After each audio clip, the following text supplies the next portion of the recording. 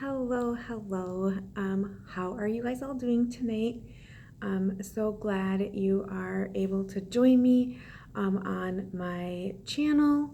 Hope you are going to get some knowledge out of what I am going to share with you on this video. This video is going to be all about ingredient awareness, what we should avoid, why we should avoid it, and what are some of the items that it's in. And so one of the big ones that I like to avoid in my home is fragrance. Fragrance is a blanket statement that is used for over 3,000 different chemicals, some of them not even being tested to see what the harmful side effects are and how it affects our body. Companies don't have to disclose the fragrance formulas that they used because it is under the protected federal law classification of trade secrets, and so they don't have to identify exactly what they used in fragrances. But some of the synthetic fragrances are in like perfumes, colognes. They're all byproducts of other different chemicals. That's where all the harm is when wearing it.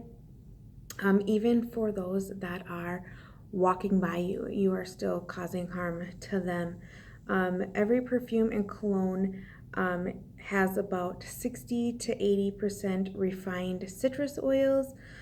They are refined because they take out all the colors, the harmful molecules, and then they're also the refined citrus oils are also usually waste products of flavoring Coke or Pepsi products, and then the remaining 20 to 40% of the perfume and cologne are made up of petroleum-based synthetic chemical fragrances, which we'll get into petroleum-based later in this video.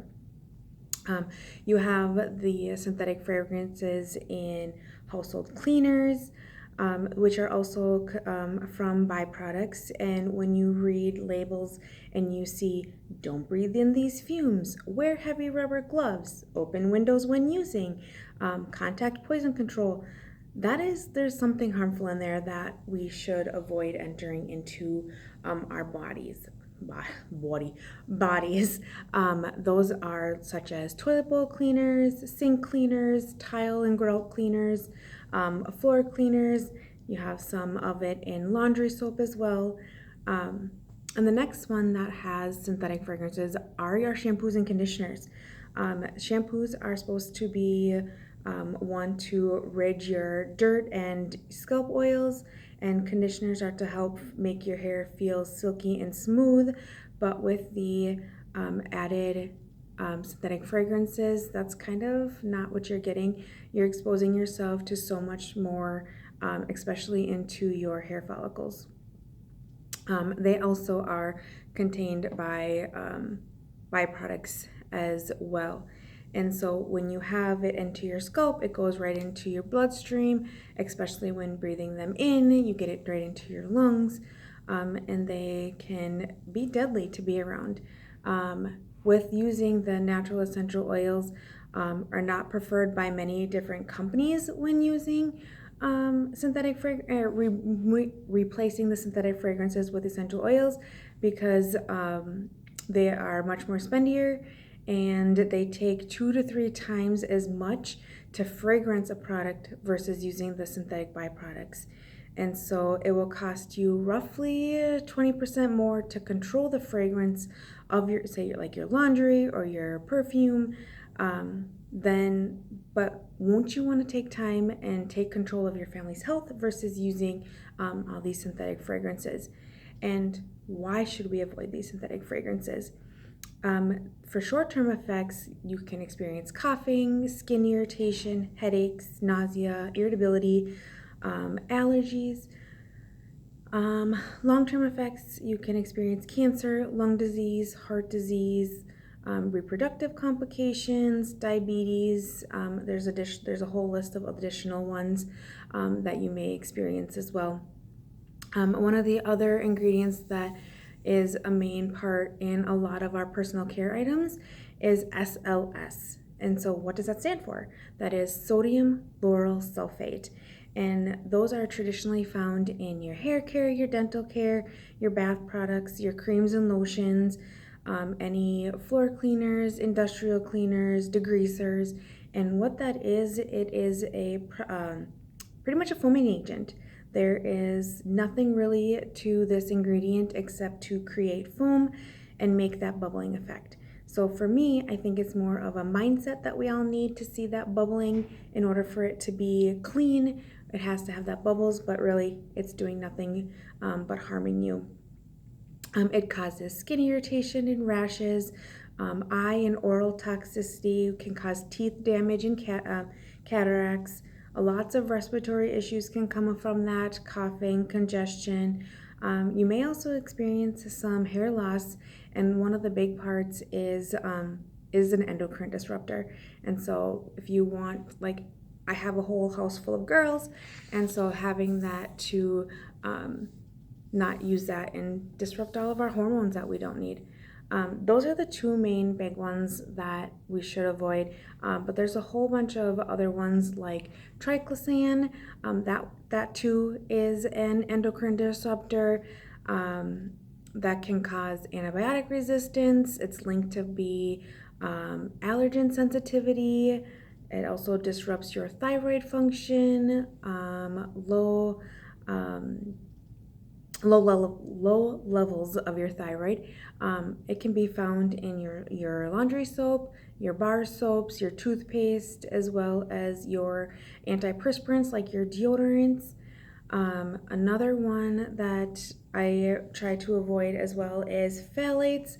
That is a class of plastic, and so when thinking of that, it's made of plastic, so you don't want to kind of ingest that. And so it pretty much just helps make the fragrances last longer.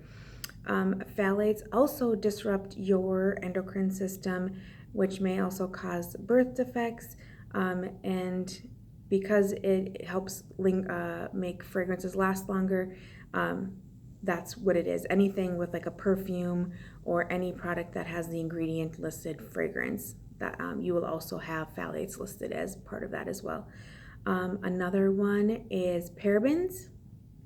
You have methylparabens, you have isobutylparabens, that are all kind of in the same category, and they help prevent bacteria and growth and bacteria mold. And it too is also an endocrine disruptor and causes alteration in your hormones, especially interfering with the male reproduction. Found in your shampoos, your face cleaners, your body washes, your body lotions, and also some of your cosmetics for females. It also can be found in that. And then a new one that I started learning more about is phenoxyethanol. It is also a endocrine disruptor, affects your neural system, also causes skin and eye irritation, and this one is big in your sunscreen. And so there's articles that were listed about how the phenoxyethanol is changing the species out on the coast, especially along the coral reef. It's turning all of the fish female, just because of the endocrine disruption from that. Another one that I like to look out for and avoid is polyethylene glycol. It is usually contaminated with number 1 and 4 dioxane, which can also lead to cancer, which is also found in your soaps, cleaners, sunscreen, shampoos, so things that we normally use on a daily basis, and we're putting that into our bodies. There is also another one. Here's where I mentioned earlier, which is the petrochemicals. It is also known as paraffin wax, mineral oils, benzenes, also what we just talked about before, phenoxyethanol, or anything that ends in ETH. Is required, or is an indication that it has an ethanol oxide in there, and that's something we want to avoid. And so any of the petrochemicals are actually petroleum or a natural gas base, which are found in your shampoos, your conditioners, creams and lotions, cosmetics, candles. So when we're burning candles, we're actually the fumes coming from that are gas, and so that's harming your internal system. In addition to these chemicals, you should look out for warnings or claims that might be listed on the products to be harmful for your health. And some of them might be within the directions on there. It says require mask or ventilator while using the products. That is indicating that there is something harsh in there. Instruction for hazardous waste disposal. If you can't throw it in the garbage to go to the landfill, do you want that all over your house? Especially applying it to yourself topically and then going into your bloodstreams. Also, if it says combustible or flammable, that means there is an alcohol base within that, and so that is something you would want to try and avoid. And then if it says unscented or free and clear, that means that there is a masking agent that is simply covering up the fragrance of the other toxins that are within that product.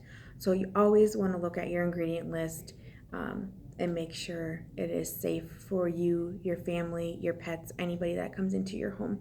So those are some basic majority of chemicals that I like to avoid, but there are so many more that are banned outside of the United States that the United States uses.